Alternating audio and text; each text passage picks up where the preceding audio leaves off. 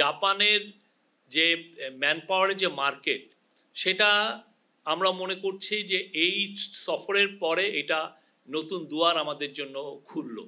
এটার জন্য কিছু এগ্রিমেন্ট হয়েছে এবং আমরা আশা করছি, এবং জাপানিজ কোম্পানিগুলো যারা আমাদের সাথে সেই একটা এই সংক্রান্ত একটা সেমিনার হয়েছে, সেখানে জাপানিজ কোম্পানিগুলো জানিয়েছে যে তারা আগামী 5 বছরে বাংলাদেশ থেকে 1 লক্ষ লোক নিতে চায়।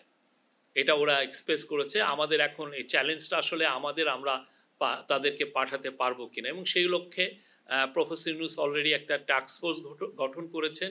একটা সমন্বিত উদ্যোগ আমরা নিলে 1 লক্ষ কেন, হয়তো আমরা এর চেয়ে বেশিও পাঠাতে পারবো।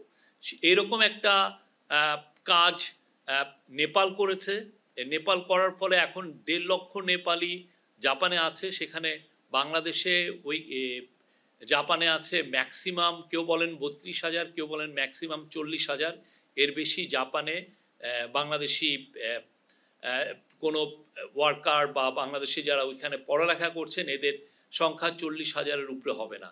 অলরেডি আমাদের কিছু কাজ করার কারণে এই বছরের প্রথম সেমিস্টারে 3,000 বাংলাদেশি গিয়েছেন জাপানে পড়ালেখা করতে। এটা রেকর্ড নাম্বার, এবং এটার মূল কারণ ছিল যে তারা আগে যারা 3,000 বাংলাদেশি গিয়েছেন জাপানের ল্যাঙ্গুয়েজ ট্রেনিংয়ের জন্য, এবং এই ল্যাঙ্গুয়েজ ট্রেনিংয়ে আগে যেটা হতো যে কিছু ব্যাংকিং সমস্যা হতো এবং এটার কিছু ভিসাগত জটিলতা হতো, সেগুলোকে আমরা রিজলভ করেছি, এবং রিজলভ করার কারণে এই রেকর্ড পরিমাণ 1 সেমিস্টারে 3,000 বাংলাদেশি গিয়েছেন সেখানে পড়তে। এবং আমরা আশা করছি আগামী আরও 2-3টা যে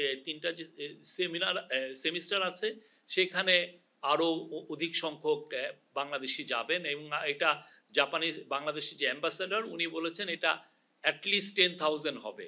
বাট আমাদের ইচ্ছা এই আগামী 5 বছর 1 লক্ষ বাংলাদেশিকে পাঠানো, এবং সেই অনুযায়ী কাজ হচ্ছে।